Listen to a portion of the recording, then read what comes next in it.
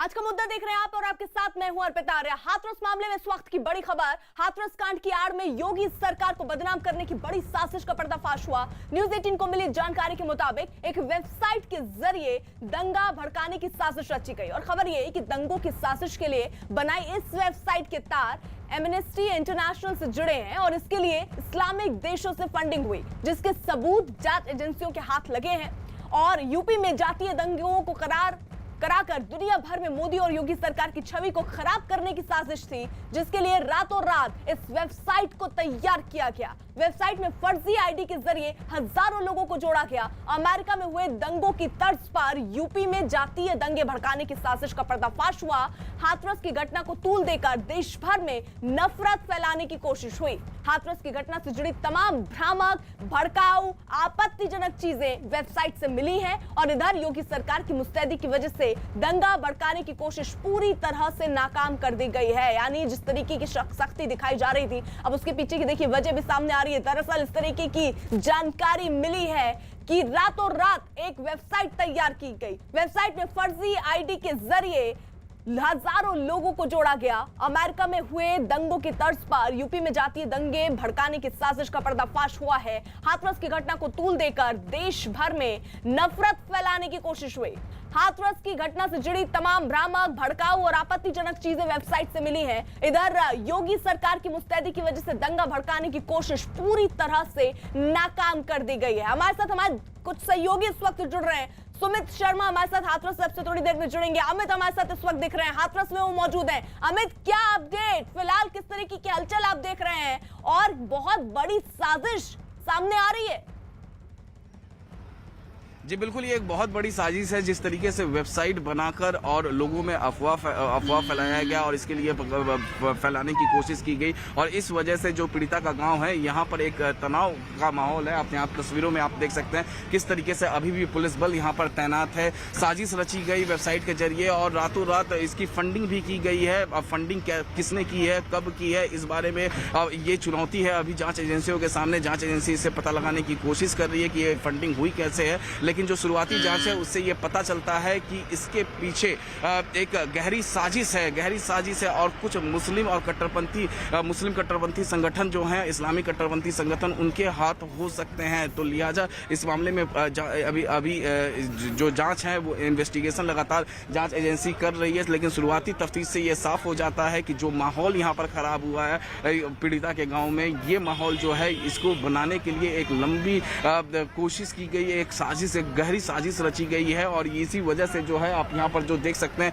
चारों तरफ यहाँ पर बैरिकेडिंग की गई है, यहाँ पर पुलिस फोर्स यहाँ पर तैनात है। हालांकि अब से थोड़ी देर बाद किसी भी वक्त संजय सिंह, आम आदमी पार्टी के जो नेता हैं, वो अपने डेलीगेशन के साथ, आम आदमी पार्टी का डेलीगेशन यहाँ पर पहुँच सकता है। लेकिन जो ये तस्वीर यहाँ पर दिख रही है, यहाँ पर पीड़िता के गाँव के बाहर, ये तस्वीर जो है केवल और केवल साजिश का नतीजा है। जिस तरीके से जाँच एजेंसियों को वेबसाइट का पता लगा और उसके बाद से जाँच एजेंसी लगातार जाँच कर रही हैं और इस वेबसाइट को बनाने में और इसके लिए एक बड़ी फंडिंग की गई है। लेकिन अब जांच एजेंसियों के सामने चुनौती है कि ये फंडिंग कहां से हुई है, कैसे हुई है।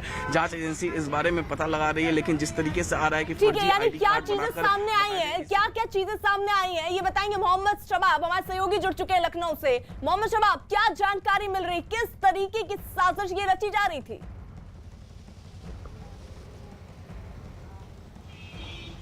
बिल्कुल, देखिए, उत्तर प्रदेश में जातीय दंगों को भड़काने के लिए एक तरह की वेबसाइट को बनाया गया था। हालांकि जो खुफिया एजेंसियां हैं वो लगातार इस मामले की तफ्तीश में जुटी हुई हैं कि आखिरकार इस वेबसाइट को चला कौन रहा था, कैसे इस वेबसाइट को काम किया जा रहा था और क्या इसमें जो इस्लामिक टेरर की बातें, फंडिंग की जो बातें कही जा रही हैं उसमें कितनी सच्चाई है। हालांकि कल देर रात जैसे ही इस वेबसाइट का भंडाफोड़ हुआ उसके बाद से वेबसाइट बंद हो गई है, लेकिन जितनी तेज़ी के साथ इस पर खुफिया एजेंसियों ने काम किया, उसके स्क्रीनशॉट जो लिए गए हैं, जो मीडिया के आगे बढ़ाए गए हैं, इसमें साफ तौर से तमाम बातों का जिक्र है। इसमें इसका जो ट्विटर हैंडल था, जो HTTP था इसका, वो justiceforhathras.victim.carrd.co था। इसमें साफ तौर से कई तरीके के बटन बने हुए थे, जिसमें justice for Hathras gang rape victim लिखा हुआ है, जिसमें justice for Hathras rape victim in 2020 लिखा हुआ है, जस्टिस फॉर हाथरस विक्टिम लिखा हुआ है, #रिजाइन प्राइम मिनिस्टर लिखा हुआ है। यानी किस तरीके के बटन थे जिन पर दबाकर लोग आगे बढ़ सकते थे। इसके अलावा इसमें शेड्यूल था कई चीज़ों का, जिसमें प्रदर्शन कहाँ कहाँ हाथरस मामले को लेकर के होने हैं उनका शेड्यूल लिखा गया था। इसमें 3 अक्टूबर को दिल्ली के जंतर मंतर पर सुबह 11 बजे प्रदर्शन होना था, इसका जिक्र है, जिसको दलित शोषण मुक्ति मोर्चा करने वाला था। इसके अलावा 4 अक्टूबर को इंडिया गेट पर 4 बजे एक प्रदर्शन था जिसे स्त्री मुक्ति लीग करने वाला था। इसके अलावा कोलकाता में एक प्रदर्शन था जो दोपहर के 3 बजे होने वाला था। तो कहीं ना कहीं इस वेबसाइट के पकड़े जाने के बाद से बहुत सारे जो संपर्क हैं उसे साधने की कोशिश की जा रही है और खुफिया एजेंसियां लगातार जांच पड़ताल में जुटी हुई हैं कि आखिर बिल्कुल आप रहिए हमारे साथ। देखिए सुमित शर्मा भी हमारे साथ जुड़ चुके हैं हाथरस से इस वक्त। सुमित के पास कोई अपडेट? सुमित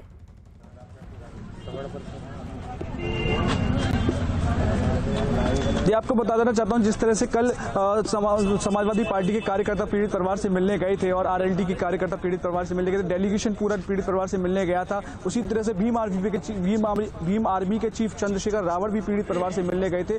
लगातार यहाँ पर भारी कार्यकर्ता मौजूद थे, उन्होंने यहाँ पर प्रोटेक्शन किया था, बैरिकेडिंग को तोड़ने का प्रयास किया था, बैरिकेडिंग को तोड़कर अंदर जाने का प्रयास किया था। उसके बाद पुलिस ने हल्का बल प्रयोग किया था। उसके बाद से जिला प्रशासन ने लगातार 3 FIR जनपद हाथरस में अलग अलग थानाओं में दर्ज की हैं, जिसमें से भीम आर्मी के चंद्रशेखर और 400 कार्यकर्ताओं के खिलाफ विभिन्न धाराओं में यहाँ पर FIR दर्ज की गई है। और थाना चंपा की बात करें तो आरएलडी के कार्यकर्ता और समाजवादी पार्टी के कार्यकर्ताओं ने लगभग 300 लोगों के खिलाफ यहाँ पर FIR दर्ज की है।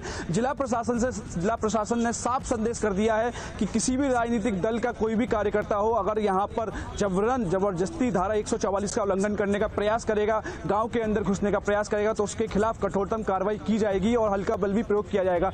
मेरे पीछे मैं आपको दिखाना चाहूंगा तस्वीरों में किस तरह से लगातार आज भी बाहर बैरिकेडिंग की गई है। पूरी तरह से पुलिस फोर्स यहाँ पर तैनात है। भारी संख्या में आसपास के जनपदों से फोर्स को यहाँ पर बुलाया गया है। PSC की कई बटालियन यहाँ पर लगाई गई हैं। तनावपूर्ण जैसे माहौल अभी तक लगातार यहाँ पर जारी है। आज भी आम आदमी पार्टी का एक डेलीगेशन पीड़ित परिवार से मिलने आएगा। संजय सिंह के नेतृत्व में यहाँ पर एक डेलीगेशन आने वाला है। सफाई कर्मचारी आयोग, राज्य सफाई कर्मचारी आयोग का भी सदस्य कुछ पीड़ित परिवार से मिलकर वार्ता करेंगे, जो शासन को अपनी रिपोर्ट सौंपेंगे। जी बिल्कुल आप रहिए सुमित हमारे साथ। देखिए उधर यूपी के सीएम योगी आदित्यनाथ ने दंगा भड़काने की साजिश के पीछे विपक्ष के होने का आरोप लगाया। उन्होंने कार्यकर्ताओं से अपील की कि वो विपक्ष की मंशा लोगों के सामने रखें। वे लोग देश में भी और प्रदेश में भी दंगा, जातीय दंगा भड़काना चाहते हैं, सांप्रदायिक दंगा भड़काना चाहते हैं। इस दंगे की आड़ में विकास रुकेगा, इस दंगे की आड़ में उनकी रोटियां सेकने के लिए उनको अवसर मिलेगा, इसलिए वे नित नए षड्यंत्र करते रहते हैं। हमारे साथ मोहम्मद शबाब इस वक्त जुड़े हुए हैं। मोहम्मद शबाब, देखिए ये कहा गया है कार्यकर्ताओं को बीजेपी के कि जो लोग हैं जिनके मन में ये सवाल उठ रहे थे कि आखिरकार क्यों ऐसा हो रहा है, उन तक वो मैसेज पहुंचाना कि देखिए बड़ी साजिश रची जा रही थी सरकार के अगेंस्ट।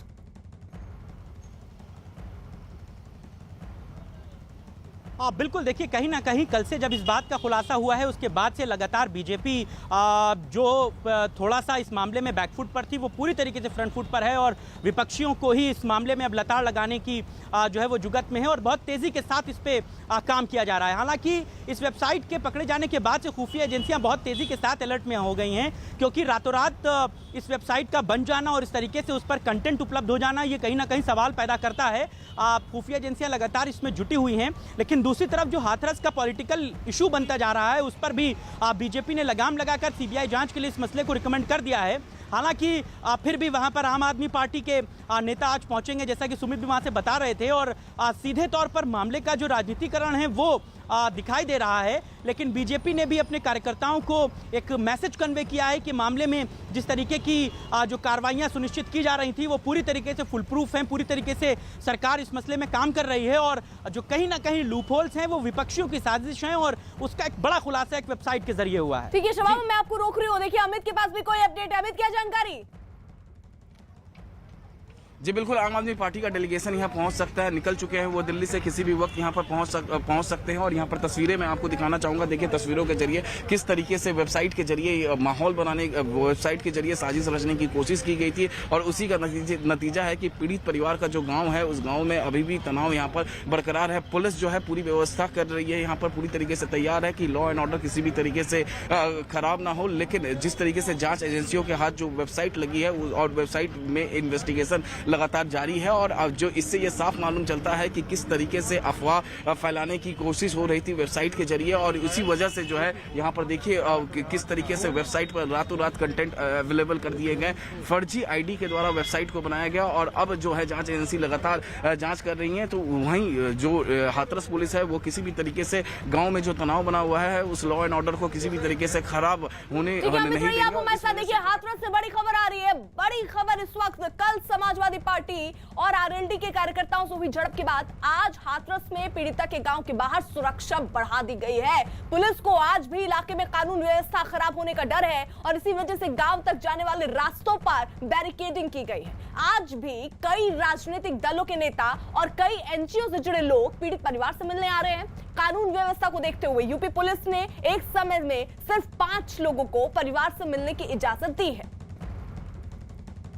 बीते दिनों की तरह आज भी हाथरस के पीड़िता के गांव में पुलिस का पुख्ता बंदोबस्त किया गया है। मैं आपको यहां की सीधी तस्वीरें दिखा रहा हूं। आप देखिए किस तरीके से पीड़िता के गांव के बाहर यहां पर बैरिकेडिंग की गई है और बीते कई दिनों की तरह जिस तरीके से पुलिस बल यहां पर तैनात होता था आज भी कुछ इसी तरीके से पुलिस बल यहां पर तैनात है, लेकिन जो बैरिकेडिंग है वो और ज़्यादा बढ़ा दी गई है। यहां पर बीते कल यहां पर बैरिकेडिंग नहीं थी, लेकिन जिस तरीके से समाजवादी पार्टी और आरएलडी के कार्यकर्ताओं ने लॉ एंड ऑर्डर सिचुएशन को ख़राब करने की कोशिश की, उसके बाद पुलिस को बल पूर्वक उन्हें यहाँ से हटाना पड़ा। पुलिस ने लाठीचार्ज किया, कई बार लाठीचार्ज किया और उसे देखते हुए उसके बाद यहाँ पर देखिए पूरी तरीके से इसे बैरिकेडिंग कर दी गई है। आज यहाँ आम आदमी पार्टी के नेता संजय सिंह और जो दूसरे नेता हैं आम आदमी पार्टी के वो यहाँ पहुँच सकते हैं, लेकिन केवल 5 नेताओं को ही इजाज़त दे रही है प्रशासन यहाँ पर जाकर पीड़ित परिवार से मिलने के लिए। और जो 5 नेता हैं वो आएंगे, उनकी गाड़ी यहाँ पर पार्क की जाएगी और उसके बाद जो प्रशासन की गाड़ी होगी उस गाड़ी में से वो जाएंगे। आम आदमी पार्टी के अलावा कोई और संगठन है, एनजीओज हैं, वो भी मिलना चाहती हैं पीड़ित परिवार से, तो प्रशासन उन्हें भी इजाज़त देगी। लेकिन कोई भी पॉलिटिकल पार्टी हो या फिर कोई एनजीओ हो, 5 लोगों से ज़्यादा इजाज़त नहीं दी जाएगी पीड़ित परिवार से मिलने के लिए। तो हाथरस मामले में इस वक्त की बड़ी खबर, हाथरस कांड की आड़ में योगी सरकार को बदनाम करने की बड़ी साजिश का पर्दाफाश हुआ। न्यूज़ 18 को मिली एक्सक्लूसिव जानकारी के मुताबिक एक वेबसाइट के जरिए, जी हां, एक वेबसाइट के जरिए दंगा भड़काने की साजिश रची गई। खबर ये कि दंगों की साजिश के लिए बनाई इस वेबसाइट के तार एमनेस्टी इंटरनेशनल से जुड़े हैं और इसके लिए इस्लामिक देशों से फंडिंग हुई, जिसके सबूत जांच एजेंसियों के साथ लगे हैं। और ये देखिए किस तरीके के सबूत हाथ लगे, स्क्रीन पर हम आपको दिखा रहे हैं। यूपी में जातीय दंगों को कराकर दुनिया भर में मोदी और योगी सरकार की छवि को खराब करने की साजिश थी, जिसके लिए रातों रात इस वेबसाइट को तैयार किया गया और वेबसाइट में फर्जी आईडी के जरिए हजारों लोगों को जोड़ा गया। अमेरिका में हुए दंगों की तर्ज पर यूपी में जातीय दंगे भड़काने की साजिश, जिसका पर्दाफाश हुआ। हाथरस की घटना को तूल देकर देश भर में नफरत फैलाने की कोशिश हुई है। हाथरस की घटना से जुड़ी तमाम भ्रामक, भड़काऊ और आपत्तिजनक चीजें वेबसाइट से मिली और इधर योगी सरकार की मुस्तैदी की वजह से दंगा भड़काने की कोशिश पूरी तरह से नाकाम कर दी गई है। अमित, जी बिल्कुल पूरी तरीके से नाकाम कर दी गई है। जिस तरीके से हमारी जांच एजेंसियां लगातार काम कर रही है और वेबसाइट को लेकर अभी भी इन्वेस्टिगेशन लगातार जारी है। उनके रडार पर जो है मुस्लिम और इस्लामिक कट्टरपंथी संगठन है और जो है लगातार अभी भी जांच चल रही है कि फंडिंग को लेकर जांच चल रही है कि फंडिंग इसकी कब हुई, कहाँ से हुई, कैसे हुई। और यहाँ पर और इसी वेबसाइट की वजह से जो बताया जा रहा है कि यहाँ इस गाँव में, पीड़िता के गाँव में जो है तनाव का माहौल है। यहाँ पर तस्वीरें देख सकते हैं किस तरीके से आज भी लॉ एंड ऑर्डर सिचुएशन को बनाए रखने के लिए यहाँ पर हाथरस पुलिस मुस्तैद है। हाथरस पुलिस लगातार यहाँ पर अड़ी हुई है और किसी भी तरीके से लॉ एंड ऑर्डर की सिचुएशन को खराब नहीं होने देना चाहती है, क्योंकि जैसे ही पिछले कुछ दिनों से हमने देखा है कि जो ये पीड़िता का गांव है यहाँ पर एक तनाव का माहौल बन गया था और जिस तरीके से पॉलिटिकल पार्टीज लगातार यहाँ पर पहुँच रही थी, ये तनाव लगातार बढ़ रहा था और उसी को खत्म करने के लिए, लॉ एंड ऑर्डर की सिचुएशन को बनाए रखने के लिए यहाँ पर जो है हाथरस पुलिस जो है लगातार मुस्तैद है, लगातार वो काम कर रही है, लगातार वो ग्राउंड जीरो पर हाथरस पुलिस मौजूद है, अभी भी गांव के चप्पे चप्पे पर मौजूद है कि किसी भी तरीके से लॉ एंड ऑर्डर की सिचुएशन को खराब ना। अब जो जांच एजेंसियों के हाथ जो वेबसाइट आई है, अब जांच एजेंसियों के सामने सबसे बड़ी चुनौती है कि ये पता लगाएं कि उसकी फंडिंग कहां से हुई है, कब हुई है, बिल्कुल, मोहम्मद शबाब भी हमारे साथ कैसे लखनऊ से जुड़े हुए हैं। मोहम्मद शबाब, किसके खिलाफ ये एफआईआर दर्ज हुई है?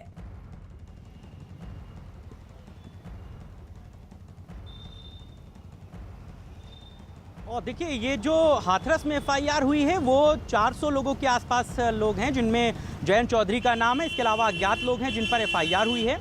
चूंकि कल वहां पर हाथरस में धारा 144 लागू है और जिस तरीके से वहां पर प्रदर्शनकारियों ने प्रदर्शन किया, जिसके बाद वहां पर डिस्ट्रिक्ट एडमिनिस्ट्रेशन ने कदम उठाते हुए करीबन 400 लोग हैं जिसमें जयंत चौधरी और आरएलडी के तमाम नेता शामिल हैं जिन पर मुकदमे दर्ज किए गए हैं। धारा 144 इसके पीछे वजह है, कोविड महामारी प्रोटोकॉल इसके पीछे वजह है, क्योंकि जैसा कि वहां से भी अमित बता रहे हैं कि महज 5 लोगों को ही वहां पर जाने की इजाज़त है, लेकिन उससे ज़्यादा जब लोग वहां पर पहुंच रहे थे, जिसके बाद कल लाठीचार्ज भी हुआ था जयंत चौधरी और आरएलडी के कार्यकर्ताओं पर। इसके बाद डिस्ट्रिक्ट एडमिनिस्ट्रेशन ने आज जयंत चौधरी की नामजद और बाकी लगभग 400 लोगों के खिलाफ अज्ञात मुकदमा जो है वो दर्ज किया है। जी, उधर यूपी के सीएम योगी आदित्यनाथ ने दंगा भड़काने की साजिश के पीछे विपक्ष के होने का आरोप लगाया। उन्होंने कार्यकर्ताओं से अपील की कि वो विपक्ष की मंशा लोगों के सामने रखें। वे लोग देश में भी और प्रदेश में भी दंगा, जातीय दंगा भड़काना चाहते हैं, सांप्रदायिक दंगा भड़काना चाहते हैं। इस दंगे की आड़ में विकास रुकेगा, इस दंगे की आड़ में उनकी रोटियां सेकने के लिए उनको अवसर मिलेगा, इसलिए वे नित नए षड्यंत्र करते रहते हैं।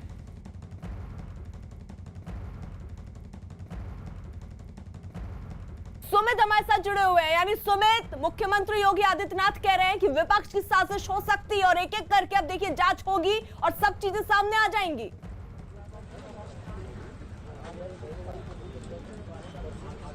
जी, आपको बता दूं, जैसा कि मुख्यमंत्री कह रहे हैं कि इसमें पूरी तरह से यूपी गवर्नमेंट और सेंट्रल गवर्नमेंट को बदनाम करने के लिए विपक्ष की साजिश है। रातों रात वेबसाइट को डेवलप कर लिया गया, कंटेंट भी उसके लिए उपलब्ध करा दिया गया। पूरी तरह से वहाँ जस्टिस फॉर विक्टिम के नाम से एक वेबसाइट बनाई गई, उसके बाद लगातार से उस पर कंटेंट डाला जाता है। पूरी सूचना वेबसाइट पर रातों रात उपलब्ध कराई जाती है, किस किस तारीख में किस किस जगह कौन कौन से दल, राजनीतिक दल इस पूरे मामले में धरना देंगे। उसके बाद से लगातार जब यूपी गवर्नमेंट इंटेलिजेंस को इस पूरी वेबसाइट के बारे में जानकारी मिली है, वेबसाइट को चलाने वाले लोग को जैसे पता चला कि गवर्नमेंट को इस वेबसाइट के बारे में जानकारी, तत्काल प्रभाव से उन लोगों ने उस वेबसाइट को बंद कर दिया। यूपी गवर्नमेंट का इंटेलिजेंस और फोर्स आईटी एक्ट में भी मुकदमा दर्ज हुआ है। उसके बाद भी हम सबसे पहले आपको बता रहे हैं कि यूपी गवर्नमेंट को जैसे ही पता चला, यूपी गवर्नमेंट उन लोगों को तलाश रही है, देख रही है। मैं आपको तस्वीरों के जरिए दिखाना चाहूंगा कि पुलिस पीछे बैरिकेडिंग लगाई हुई है, पूरी तरह से पुलिस फोर्स को यहाँ पर तैनात किया है। कल से भी ज्यादा पुख्ता इंतजाम आज यहाँ पर किए गए हैं। आज आम आदमी पार्टी का एक डेलीगेशन यहाँ पर आ रहा है और कांग्रेस का भी एक डेलीगेशन यहाँ पे उदित राज यहाँ पर आ रहे हैं, पीड़ित परिवार से बात करेंगे। उसके बाद से लगातार कल जैसे जिस तरह से यहाँ पर समाजवादी पार्टी के कार्यकर्ता, आरएलडी के कार्यकर्ता, भीम आर्मी के चंद्रशेखर पीड़ित परिवार से मिलने गए थे, उसके बाद से लगातार यहाँ पर कार्यकर्ताओं से पुलिस की झड़प हुई थी। उसके बाद कई पुलिसकर्मी भी घायल हुए थे। सबसे पहले न्यूज 18 इंडिया ने एक्सक्लूसिव तस्वीरें अपने दर्शकों तक पहुंचाई थी और बताया था किस तरह से यहाँ पर लाठीचार्ज हुआ था। एक्सक्लूसिव तस्वीरें हमने बताई थी। उसके बाद से जिला प्रशासन ने लगातार सभी राजनीतिक दलों को साफ चेतावनी दी है कि अगर यहाँ पर धारा 144 का उल्लंघन अगर कोई करता है, किसी भी तरह का यहाँ पर माहौल बिगाड़ने का प्रयास किया जाता है, तो उसके खिलाफ दंडवत कार्रवाई। ठीक है, सुमित रहिए आप हमारे साथ। देखिए, हाथरस कांड में इससे पहले 2 ऐसे ऑडियो टेप भी सामने आए जिससे ये कयास लगाए जा रहे हैं कि विरोधी पार्टियां परिवार को भड़काने और बयान बदलने के लिए 50 लाख रुपए देने का वादा भी कर रही हैं। हाथरस दरिंदगी कांड पर सवाल ये भी कि ये गैंगरेप है या नहीं, क्योंकि न्यूज 18 घटना के तुरंत बाद की पहली गवाही अब आपको दिखाने जा रहा है जिसमें ऐसा कोई दावा नहीं किया गया। ऐसे में पूरे केस का सच सामने लाने के लिए योगी सरकार ने पुलिस और पीड़ित परिवार दोनों के नार्को टेस्ट कराने का ऐलान किया है। हाथरस कांड पर बड़ा पर्दाफाश। विरोधियों ने पीड़ित परिवार को भड़काया।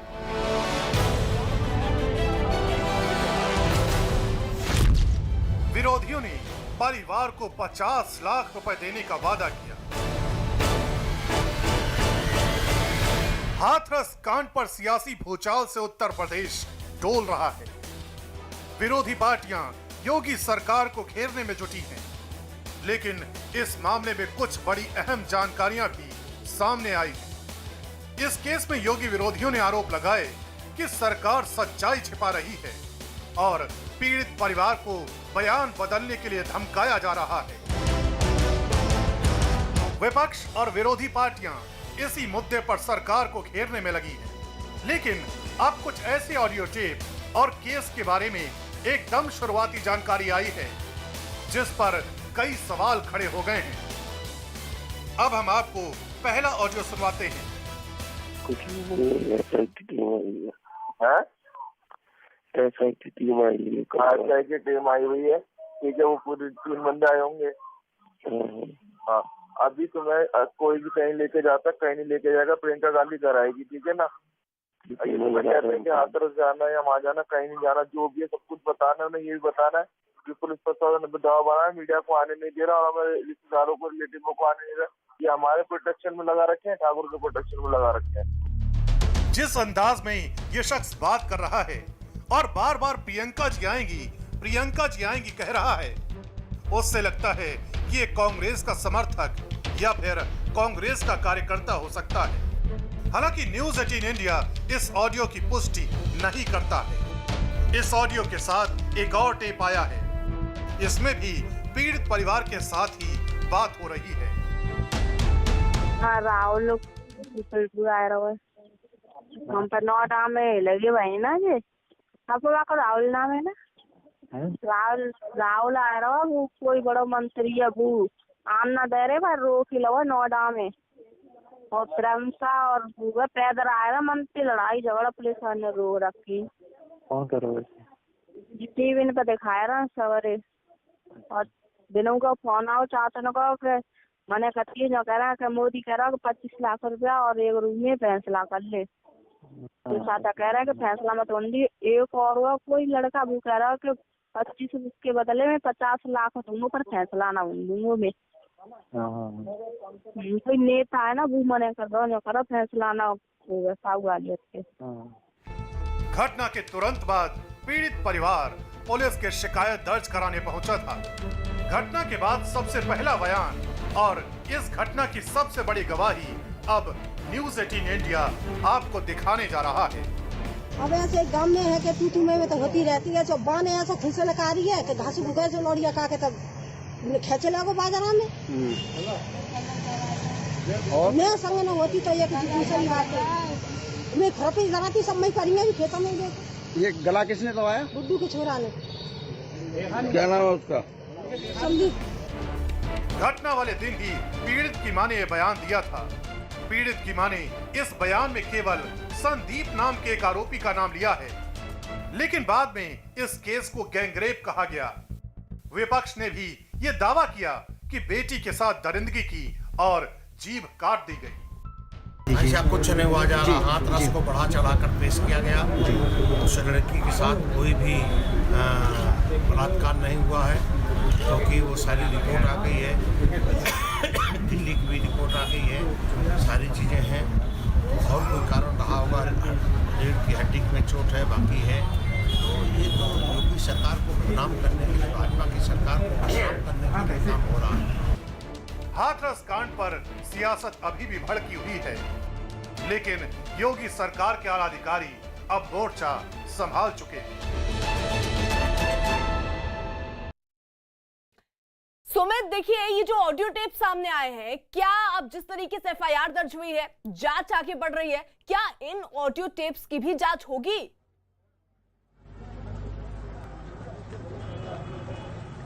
जी बिल्कुल, ये राहुल गांधी के एक दिन आने से पहले के ऑडियो वायरल हुए थे, जिसमें बताया जा रहा है कि राहुल गांधी मिलने आ रहे हैं, आप फैसला मत करना, किसी भी तरह से योगी सरकार और उनके अधिकारियों से बात मत करना। इस पूरे मामले में अभी राजनीतिक तूल चल रहा है, अभी इस मामले को ऐसे ही बढ़ने दीजिए, आपको पैसे भी मिल सकते हैं। मैं आपको अपने पीछे दिखाना चाहूंगा किस तरह से यहाँ पर पूरी फोर्स यहाँ पर तैनात है, पूरी पुख्ता इंतजाम यहाँ पर किए गए हैं। तस्वीरों में सबसे पहले न्यूज 18 इंडिया एक्सक्लूसिव आपको दिखा रहा है कि कितनी फोर्स यहाँ पर, कल से भी ज्यादा यहाँ पर सुरक्षा व्यवस्था के लिए फोर्स यहाँ पर तैनात की गई है। है। कल जैसे कि कुछ पुलिसकर्मी भी घायल हुए थे झड़प में, उसके बाद से जिला प्रशासन ने यह साफ किया था कि किसी भी तरह से उपद्रव करने वाले लोगों को छोड़ा नहीं जाएगा, उनके खिलाफ कानूनी कार्रवाई अमल में लाई जाएगी। पूरी तरह से यहाँ पर मुकदमे भी कल दर्ज किए गए थे। मैं आपको तस्वीरों में सबसे पहले न्यूज़ 18 एक्सक्लूसिव आपको तस्वीर अपने दर्शकों तक पहुंचा रहा है कि किस तरह से यहाँ पर फोर्स पूरी भारी संख्या में और तैनात की है। कल से भी ज्यादा यहाँ पर बैरिकेडिंग आज लगाई गई है। आज कांग्रेस का एक प्रतिनिधि दल भी पीड़ित परिवार से मिलेगा। आम आदमी पार्टी के संजय सिंह भी आज यहाँ पर पीड़ित परिवार से बातचीत करने के लिए आ रहे हैं। आप तस्वीरों में साफ तौर पर देख सकते हैं कि कल से भी ज्यादा यहाँ पर बैरिकेडिंग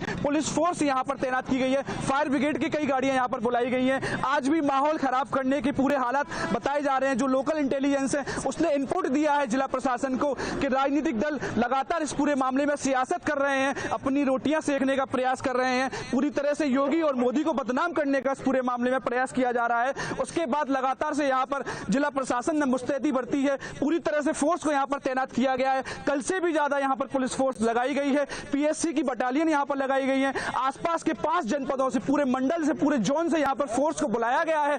कई डीएसपी, कई एसपी यहाँ पर लगाए गए सुरक्षा के इंतजाम के लिए। ये वही रास्ता है, मैं आपको दिखा रहा हूँ सबसे पहले, ये वही रास्ता है जहाँ से डेलीगेशन जा रहे हैं और आ रहे हैं। यहाँ से डेलीगेशन पीड़ित परिवार की बात करने के लिए जा रहे हैं, पीड़ित परिवार से अपनी समस्याओं की बात कर रहे हैं। लगातार इस पूरे मामले में नए ऑडियो, नए वीडियो वायरल हो रहे हैं। मायावती ने भी इस पूरे मामले में आज सुबह ट्वीट किया था। ट्वीट करके बताया है कि इस पूरे मामले में अभी तक जो लापरवाह अधिकारी है, जिलाधिकारी है प्रवीण कुमार लचकार पर आखिर कार्रवाई क्यों नहीं हुई है। ये यहाँ पर एक बड़ा सवाल भी खड़ा हो रहा है कि आखिर लगातार जिला प्रशासन के जिलाधिकारी पर यह कार्रवाई की मांग की जा रही थी। एसआईटी की एक रिपोर्ट शासन को सौंपी गई थी जिसमें साफ तौर से बताया गया था कि लापरवाह पुलिसकर्मियों पर कार्रवाई की जाए। इसमें एसपी समेत अन्य 5 पुलिसकर्मी भी सस्पेंड किए गए थे। उसके बाद से लगातार ये बात सामने आ रही थी कि जिला प्रशासन के अधिकारियों पर कार्रवाई आखिर कब होगी, जिलाधिकारी पर आखिर कार्रवाई कब होगी। ये वो दूसरा रास्ता है जो जहां से कल कार्यकर्ता अंदर घुसने का प्रयास कर रहे थे, लगातार यहां से घुसने का प्रयास कर रहे थे। पूरी तरह से इसको भी बैरिकेडिंग कर दिया गया है। यहाँ भी सुरक्षा के पूरे पुख्ता इंतजाम जिला प्रशासन द्वारा किए गए हैं। बिल्कुल सुमित, जिस तरीके से तस्वीरें आप दिखा रहे हैं, हाथरस से सीधी ये तस्वीरें, और ये तस्वीरें आज इस चीज की गवाही दे रही हैं कि वहां पर सुरक्षा और ज्यादा बढ़ाई गई है और आज भी लोगों के पहुंचने का सिलसिला वहां पर जारी है। अमित हमारे साथ जुड़े हुए। अमित, क्या तस्वीरें दिखा पाएंगे आप वहां से?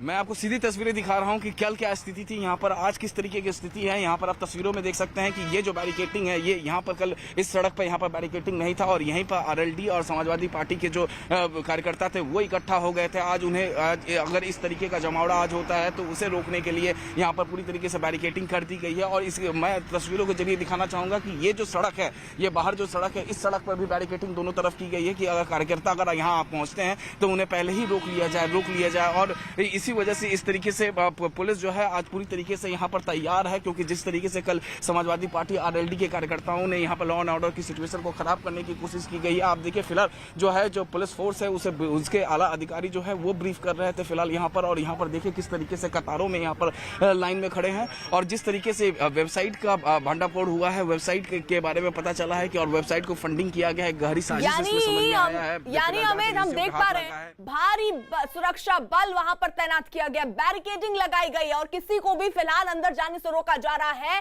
और जो लोग पहुंचेंगे बताया जा रहा है 5 से ज्यादा लोगों को अंदर नहीं जाने दिया जाएगा। हाथरस मामले में इस वक्त की बड़ी खबर ये कि हाथरस कांड की आड़ में योगी सरकार को बदनाम करने की बड़ी साजिश का पर्दाफाश हुआ। और न्यूज़ 18 को जो जानकारी मिली वो ये कि एक वेबसाइट के जरिए दरअसल दंगा भड़काने की साजिश रची गई। और खबर ये कि दंगों की साजिश के लिए बनाई इस वेबसाइट के तार एमनेस्टी इंटरनेशनल से जुड़े हैं और इसके लिए इस्लामिक देशों से फंडिंग भी हुई, जिसके सबूत जांच एजेंसियों के हाथ लगे हैं। यूपी में जातीय दंगों को कराकर दुनिया भर में मोदी और योगी सरकार की छवि को खराब करने की साजिश थी, जिसके लिए रातों रात इस वेबसाइट को तैयार किया गया। वेबसाइट में फर्जी आईडी के जरिए हजारों लोगों को जोड़ा गया। अमेरिका में हुई दंगों की तर्ज पर यूपी में जातीय दंगे भड़काने की साजिश हुई, जिसका बड़ा पर्दाफाश हुआ। हाथरस की घटना को तूल देकर देश भर में नफरत फैलाने की कोशिश हुई। हाथरस की घटना से जुड़ी तमाम भ्रामक, भड़काऊ और आपत्तिजनक चीजें वेबसाइट से मिली है। इधर योगी सरकार की मुस्तैदी की वजह से दंगा भड़काने की कोशिश पूरी तरह से नाकाम कर दी गई है। हमारे सहयोगी पल पल की अपडेट हम तक पहुंचा रहे हैं। अमित और सुमित लगातार वहां पर मौजूद हैं। अमित, यानी आज की स्थिति को देखते हुए और कल की घटना से सबक लेते हुए पुलिस की संख्या वहां पर ज्यादा बढ़ा दी गई है।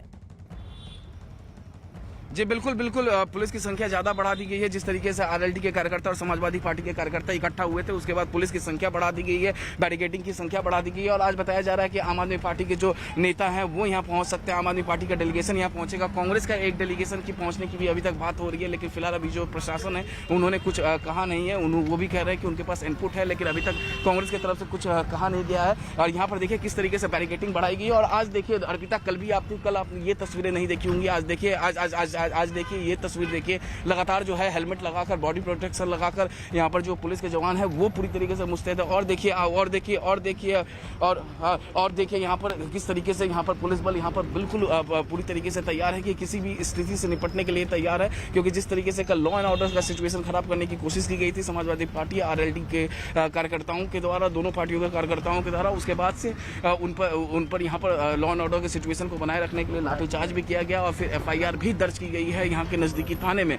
तो फिलहाल स्थिति आप देख सकते हैं किस तरीके से जो है वो पुलिस के अधिकारी जो यहाँ पर मौजूद है, आला अधिकारी और पुलिस के इसी बीच यूपी के सीएम योगी आदित्यनाथ ने दंगा भड़काने की साजिश के पीछे विपक्ष के होने का आरोप लगाया है। उन्होंने कार्यकर्ताओं से अपील की कि वो विपक्ष की मंशा लोगों के सामने रखे। वे लोग देश में भी और प्रदेश में भी दंगा, जातीय दंगा भड़काना चाहते हैं, सांप्रदायिक दंगा भड़काना चाहते हैं। इस दंगे की आड़ में विकास रुकेगा, इस दंगे की आड़ में उनकी रोटियां सेकने के लिए उनको अवसर मिलेगा, इसलिए वे नित नए षड्यंत्र करते रहते हैं।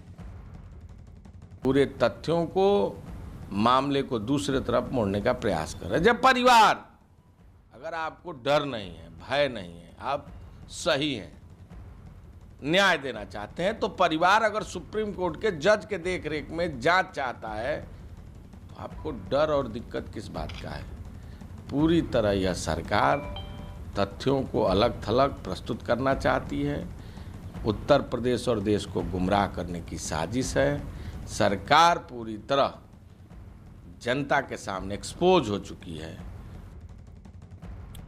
यानी सुमित, देखिए अब जो सवाल उठ रहे हैं उन सवालों के बीच आज कौन कौन लोग वहां पर पहुंचने वाले हैं, क्या जानकारी मिल रही है? क्योंकि आज ये बताया जा रहा है कई डेलीगेशन जो पहुंचेंगे आम आदमी पार्टी के भी।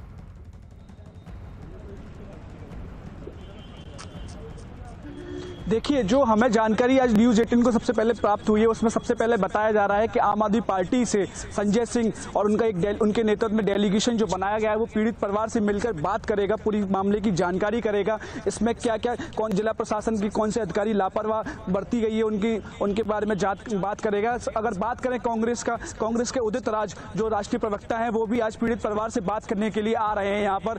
उदित राज भी लगभग दिल्ली से 11 बजे करीब निकलेंगे और 2 बजे पीड़ित परिवार से मिलकर बात करेंगे। ये पूरा शेड्यूल जिला प्रशासन के पास आ चुका है। जिला प्रशासन से 5 लोगों के मिलने की अनुमति इन दोनों दल के नेताओं ने मांगी है। जिला प्रशासन ने साफ उन लोगों को कह दिया गया है कि पूरी तरह से यहाँ पर अगर कार्यकर्ता आपके साथ एकत्रित होंगे, 5 लोगों के अलावा और भी लोग यहाँ पर अगर आते हैं तो हम उनको जिला प्रशासन उनको अनुमति नहीं देगा और सिर्फ 5 लोगों को ही अंदर जाने की अनुमति है। जैसा कि कल आपने सबसे पहले अपने दर्शकों को न्यूज़ 18 ने सबसे पहले बताया था, दिखाया था कि किस तरह से 5-5 लोगों के डेलीगेशन को सिर्फ जाने की अनुमति थी। उसके बाद यहाँ पर कार्यकर्ताओं ने प्रोटेस्ट किया है, बैरिकेडिंग तोड़ने का प्रयास किया था, पुलिस के साथ झड़प हुई थी, लाठीचार्ज हुई थी, पुलिस के कई पुलिस कर्मचारी उसमें घायल हुए थे, क्षेत्राधिकारी सीओ देवानंद भी उसमें घायल हुए थे जिनके चोट आई थी। उसके बाद जिला प्रशासन ने इस पूरे मामले में साफ लहजे में कह दिया था कि हम अब नहीं सहेंगे। इस पूरे मामले में 3 एफआईआर भी दर्ज की गई थी जिला प्रशासन द्वारा। लगभग 700 लोगों के, 700 कार्यकर्ताओं के, सभी दलों के, चारों दलों के 700 कार्यकर्ताओं के खिलाफ एफआईआर दर्ज की गई थी। उसके बाद से जिला प्रशासन ने आज सुबह 7 बजे से ही यहां पर सुरक्षा व्यवस्था और बढ़ा दी है, बैरिकेडिंग और बढ़ा दी है। यहां की जो विभिन्न रास्ताएं हैं जो गांव के अंदर से होकर जाती है पीड़ित परिवार के घर तक, उन पर भी पुलिस फोर्स तैनात की गई है। मैं आपको दूर से दिखाना चाहूंगा, अपने कैमरा सहयोगी से कहूंगा कि दूर से दिखाएं। वो रास्ता है जो बाउंड्री को तोड़ते हुए कल कार्यकर्ता अंदर घुसने का प्रयास कर रहे थे, वहां पर भी पूरी तरह से पिकेट, एक पीएससी की पिकेट और पुलिस की पिकेट वहां पर लगा दी गई है। तस्वीरों में आप साफ देख सकते हैं कि किस तरह से पुलिस फोर्स वहां पर भी तैनात है। उसके बाद से जो भी रास्ते थे जो पीड़िता के गांव तक जाते हैं, लगभग 10 रास्तों को जिला प्रशासन ने चिन्हित किया। हाथरस से जुड़ी हुई एक और बड़ी खबर आ रही है। भीम आर्मी के प्रमुख चंद्रशेखर समेत 400 लोगों पर केस दर्ज किया गया है। चंद्रशेखर समर्थकों के साथ पीड़ित परिवार से मिलने के लिए कल पहुंचे थे। पुलिस ने धारा 144, 188 के उल्लंघन के आरोप में चंद्रशेखर समेत 800 लोगों के खिलाफ मुकदमा दर्ज किया। उधर राष्ट्रीय लोकदल के जयंत चौधरी के खिलाफ भी केस दर्ज किया गया, क्योंकि कल जब पुलिस वाले उन्हें रोकने की कोशिश कर रहे थे तो वो लोग अंदर दाखिल होने की कोशिश में जुटे हुए थे। अमित, जी बिल्कुल बिल्कुल, 400 लोग चंद्रशेखर पर इसलिए मुकदमा दर्ज किया गया क्योंकि चंद्रशेखर को ये था कि वो जाकर अंदर पीड़ित परिवार से जाकर अंदर मुलाकात करेंगे, लेकिन वो अंदर धरने की बात करने लगे कि वो उनको वाइस सिक्योरिटी की सुरक्षा दी जाए। जितने भी पीड़ित परिवार हैं उन्हें वाइस सिक्योरिटी की। मेरे साथ यहाँ पर अधिकारी यहाँ पर मौजूद, सीधे हम इनसे बातचीत करते हैं। सर, कल FIR दर्ज हुई है चंद्रशेखर और तमाम RLD समाजवादी पार्टी के कार्यकर्ताओं पर। कितनी FIR दर्ज हुई है, कितने लोगों पर FIR दर्ज हुई है? देखिए, ये मेरा आउट ऑफ जुरिस्डिक्शन है। जिन्होंने लॉ वायलेट किया है उन सभी के खिलाफ FIR दर्ज हुई है, और आपके माध्यम से भी हम सबकी यही अपील है कि शांति बनाए रखें। 5-5 के डेलीगेशन में सबको अलाउ किया जा रहा है। आप शांति से अपनी बारी का इंतज़ार करें। कल भी कम से कम 8 या 9 डेलीगेशंस को अंदर भेजकर मुलाकात करवाई गई है, और यह सिलसिला आने वाले दिनों में भी लगातार चलता रहेगा। बट कृपया करके कानून व्यवस्था बनाने में सहयोग करें और कानून अपने हाथ में ना लें। सर, समाजवादी माफ़ी चाहता हूँ, आम आदमी पार्टी और साथ ही साथ कांग्रेस पार्टी का एक डेलीगेशन आज दोनों मिलने वाले हैं, इसकी सूचना आपको? जी बिल्कुल, कई डेलीगेशंस आज आने वाले हैं और आने वाले समय में भी आएंगे। उसके लिए हम पूरी तरह तैयार हैं। कानून व्यवस्था बनी हुई है। 5-5 के डेलीगेशन को जिस भी परिवार से मिलना चाहें गांव में मिल सकते हैं, अलाउ किया जा रहा है। जिस तरीके से कल हमने तस्वीरें दिखी सर, RLD कार्यकर्ता, समाजवादी कार्यकर्ताओं की तस्वीरें दिखी जो था, उसके बाद पुलिस को काफ़ी ज़्यादा मशक्कत करनी पड़ी। तो आज अगर स्थिति ऐसी आती है, पुलिस पूरी तरीके से प्रशासन तैयार है? पुलिस प्रशासन हमेशा तैयार है, पहले भी तैयार था, कल भी तैयार था, और आगे आने वाले समय के लिए भी तैयार रहेगा। ठीक है, तो ये थे प्रेम प्रकाश मीणा, यहाँ के इंचार्ज हैं, और फिलहाल जो यहाँ की जो सुरक्षा घेरा आप अभी यहाँ पर देख सकते हैं, ये सब जो है प्रेम प्रकाश मीणा के अंदर आता है। इन्हीं के आदेश पर लाठीचार्ज किया जाता है। और फिलहाल जो प्रेम प्रकाश मीणा का साफ साफ ये कहना है कि पुलिस प्रशासन जो है पूरी तरीके से तैयार है। और हालांकि जब हमने उनसे बातचीत की कि जो चंद्रशेखर और जो तमाम समाजवादी पार्टी RLD के कार्यकर्ताओं के ऊपर जो FIR दर्ज किए गए, फिलहाल केस दर्ज हुए हैं, और इसी के साथ साथ तस्वीरें जो आप दिखा रहे थे वहां सुरक्षा भी बढ़ा दी गई है। इस खबर पर लगातार हमारी नजर बनी हुई है, तमाम सहयोगी हमारे साथ बने हुए हैं। आप भी बने रहिए न्यूज़ 18 इंडिया के साथ। न्यूज़ 18 इंडिया NBA का सदस्य है और निष्पक्ष और जिम्मेदार पत्रकारिता के लिए बनाए गए नेशनल ब्रॉडकास्टिंग स्टैंडर्ड्स अथॉरिटी के नैतिक मानकों से संचालित होता है।